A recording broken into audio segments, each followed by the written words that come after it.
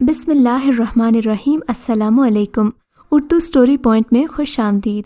Viewers, Urdu story point میں آج آپ ایک اور سچی کہانی ملاحظہ فرمائیں گے، لیکن کہانی شروع کرنے سے پہلے آپ سے درخواست ہے کہ سبسکرائب کا بٹن دبا کر اردو سٹوری پوائنٹ کے ساتھ جڑ جائیے اور ہماری ویڈیو سب سے پہلے دیکھنے کے لیے بیل آئیکن کو ضرور کلک کیجیے۔ وہ میری کلاس فیلو تھی، بہت کم گو اور سنجیدہ، اتنی کہ کوئی اس سے بات نہیں کرتا تھا۔ سب سے پہلے میری دوستی اس سے ہوئی۔ مجھے کم گو لوگ پسند تھے کیونکہ میں خود سنجیدہ مزاج تھی۔ رفتہ رفتہ ہم میں ذہنی ہم آہنگی بڑھتی گئی اور وہ مجھ سے بے تکلف ہو گئی تو اس نے بتایا کہ وہ بیوہ ماں کے ساتھ رہتی ہے اور ان کا کوئی ذریعہ آمدنی نہیں ہے۔ ماموں چچا جیسے رشتہ داروں سے بھی محروم ہے۔ ایک بڑی بہن شادی شدہ ہے اور بہنوئی خوشحال آدمی ہے، وہی ان کی مالی مدد کر دیا کرتے ہیں۔ گویا اس کے سنجیدہ رہنے کی ایک معقول وجہ موجود تھی۔ ایک دن اس نے کہا کہ میری ماں بیمار ہے، ان کو ڈاکٹر کے پاس لے کر جانا ہے۔ کیونکہ وہ چلنے سے معذور ہیں تو سوچ رہی ہوں کہ کیسے لے کر جاؤں۔ میں نے کہا کہ میرا بھائی مجھے ابھی لینے آتا ہی ہوگا، میں اس سے کہوں گی ہم اپنی گاڑی میں ان کو لے چلتے ہیں۔ اس نے میری بات مان لی۔ چھٹی ہوئی تو بھائی جان لینے آئے ہوئے تھے۔ میں نے انہیں بتایا کہ فریحہ کی امی بیمار ہیں۔ بولے چلو جہاں چلنا ہے انہیں لے چلتے ہیں۔ میں نے فریحہ کو اپنی گاڑی میں بٹھا لیا۔ پہلے ہم اس کے گھر گئے اور اس کی والدہ کو سہارا دے کر گاڑی میں بٹھایا، پھر ہم انہیں ڈاکٹر کے پاس لے گئے۔ اس روز بھائی نے پہلی بار فریحہ کو دیکھا تھا۔ اس کی ماں کو ڈاکٹر کو دکھا کر گھر پہنچے تو امی پریشان تھیں۔ ہم نے بھی ان کو تمام احوال بتا دیا۔ امی نے کہا ٹھیک ہے، ہمیں اس کا خیال رکھنا چاہیے۔ امی خاص طور پر کہتی تھیں کہ یہ یتیم بچی ہے اور ضرورت مند لوگ ہیں۔ ان کے پاس اپنا گھر بھی نہیں تھا۔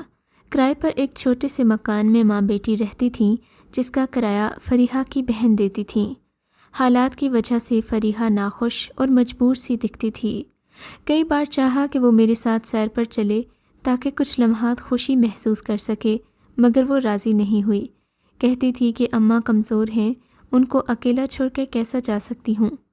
کبھی کہتی کہ میں کتنی بدقسمت ہوں، میرا کوئی بھائی نہیں ہے، اگر بھائی ہوتا تو میرا سہارا بنتا۔ میں نے کہا بہنوئی بھی تو بھائی ہوتے ہیں، وہ تمہارا خیال رکھتے ہیں نا؟ بولی کہ ہاں صحیح کہتی ہو، خیال تو وہ رکھتے ہیں، تبھی ہم 2 وقت کی روٹی کھا کر زندہ ہیں، مگر بھائی اور بہنوئی میں تو فرق ہوتا ہے۔ بھائی کی کمائی احسان نہیں لگتی، لیکن بہنوئی دیتے ہیں تو لگتا ہے کہ ہم ان کے احسانات تلے دبتے جا رہے ہیں۔ بس یہ فرق ہے سگے بھائی اور بہنوئی میں۔ میں نے کہا تم زیادہ محسوس کرتی ہو، ورنہ ایسی کوئی بات نہیں ہے۔ کہنے لگی تم نہیں سمجھو گی، مجھے لگتا ہے ان کا ہم پر خرچ کرنا ایک احسان ہے، اور اس احسان کا بدلہ مجھے کسی دن تو اتارنا ہی پڑے گا۔ میرے بھائی کو فریحہ پہلی نظر میں ہی اچھی لگی تھی۔ جب میں اس کے بارے میں باتیں کرتی، اس کے حالات بتاتی، تو بھائی کے دل میں اس کے لیے ہمدردی کے جذبات جاگ جاتے۔ کہتے تھے کہ تم اس کی مالی مدد کیا کرو، وہ یتیم ہے اور طالب علم ہے، اس کے تعلیمی اخراجات تو ہم برداشت کر ہی سکتے ہیں۔ میں نے کہا بھیا وہ بہت خوددار ہے، اگر میں نے کبھی اس سے کوئی ایسی بات کہہ دی جو اسے بری لگ گئی تو وہ مجھ سے بولنا ہی چھوڑ دے گی، کبھی میری مدد قبول نہیں کرے گی۔ میٹرک کے بعد فریحہ پڑھائی جاری نہ رکھ سکی۔ اس کی ماں اب بالکل بستر سے لگ گئی تھی اور دائمی بیماری کی لپیٹ میں آ چکی تھی۔ ماں کی دیکھ بھال کرنے والا اس کے سوا کوئی نہیں تھا۔ بڑی بہن کے 4 چھوٹے بچے تھے، وہ اپنے گھر کی ذمہ داریاں چھوڑ کر ماں کے پاس رہنے نہیں آ سکتی تھی۔ اب میں ہی کبھی کبھی کالج سے واپسی پر فریحہ سے ملنے چلی جاتی۔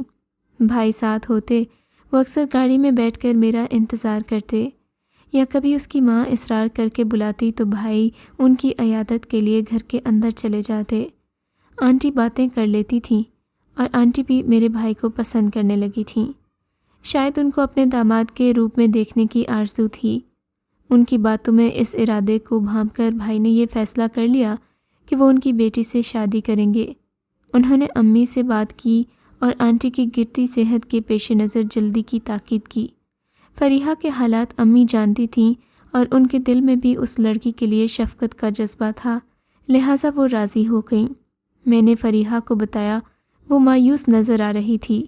کہنے لگی امی دل سے چاہتی ہیں کہ میری شادی ہو جائے، لیکن باجی اور بہنوئی جب تک راضی نہیں ہوں گے یہ رشتہ نہیں ہوگا۔ میں نے آنٹی سے بات کی، ان کا چہرہ خوشی سے تمتما اٹھا، مگر اگلے ہی لمحے وہ کچھ بجھ سی گئیں۔ کہنے لگیں داماد اور بیٹی کو کل بلا لوں گی، آپ لوگوں کو ان سے بات کرنی ہوگی۔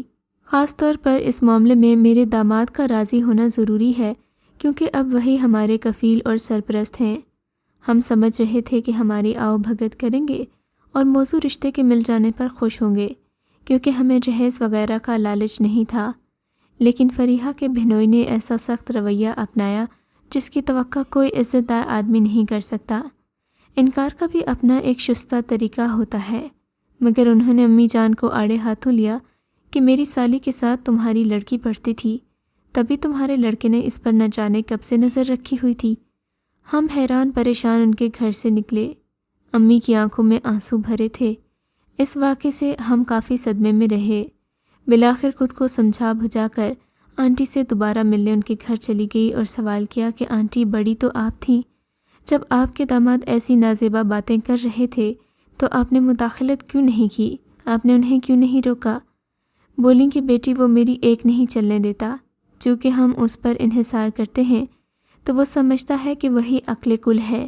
ہمارے تمام فیصلے اس نے اپنے ہاتھوں میں لے رکھے ہیں۔ آپ لوگوں کے آنے سے قبل اس رشتے پر اس نے سوال کیا کہ کیا تم نے فریحہ سے پوچھ لیا ہے؟ میں نے بتایا کہ ہاں وہ راضی ہے۔ پوچھا کیسے راضی ہے؟ کہا اس نے لڑکے کو دیکھا ہے۔ تو میں نے کہا کہ وہ اس کی کلاس فیلو کا بھائی ہے۔ میں سمجھی کہ میرے صحیح جواب سے اس کو فیصلہ کرنے میں رہنمائی ملے گی، لیکن اس نے الٹ ہی فیصلہ کر دیا، میری صحیح بات کو غلط سمت لے گیا۔ کہا کہ فریحہ نے خود لڑکا پسند کیا ہے، یہ آزاد اور آوارہ ہو گئی ہے۔ تم لوگوں کے جانے کے بعد اس نے ہم سے جھگڑا بھی کیا۔ ہمیں معلوم ہوتا کہ وہ ایسا الٹا رد عمل دکھائے گا تو کیوں کر میں آپ لوگوں کی بے عزتی کرواتی۔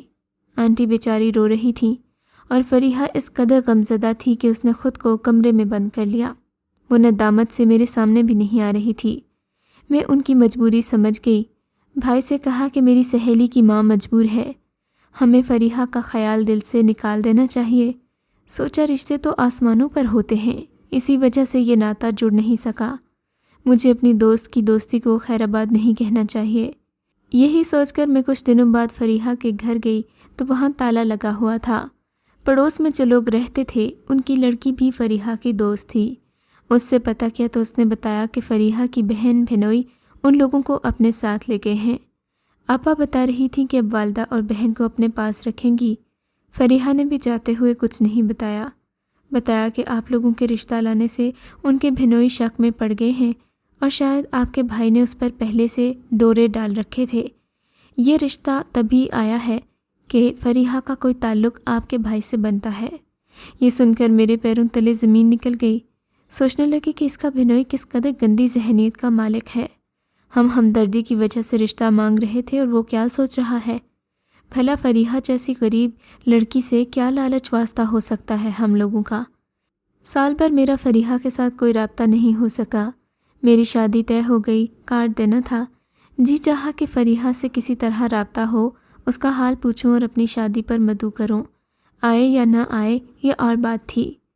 بہرحال کسی طرح میں نے اس کی بڑی بہن کا نمبر لیا، کال کی تو اس کی آپی نے فون اٹھایا۔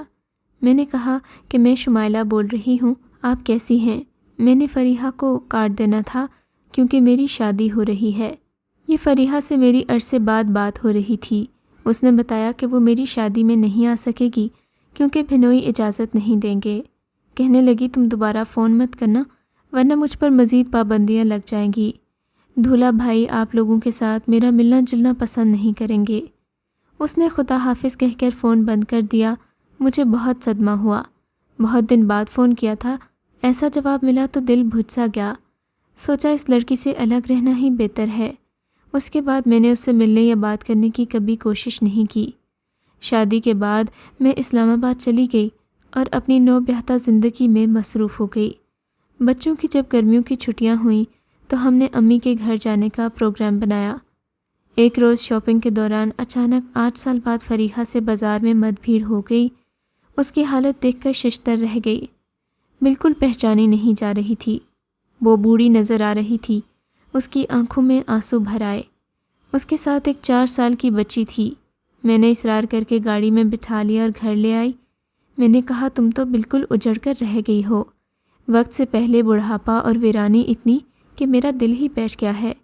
میرے سوالات کے جوابات میں وہ بالآخر گویا ہوئی۔ امی کی وفات کے بعد آپا 5 برس اور زندہ رہیں اور 5ویں بچی کو جنم دیتے وقت وفات پا گئیں۔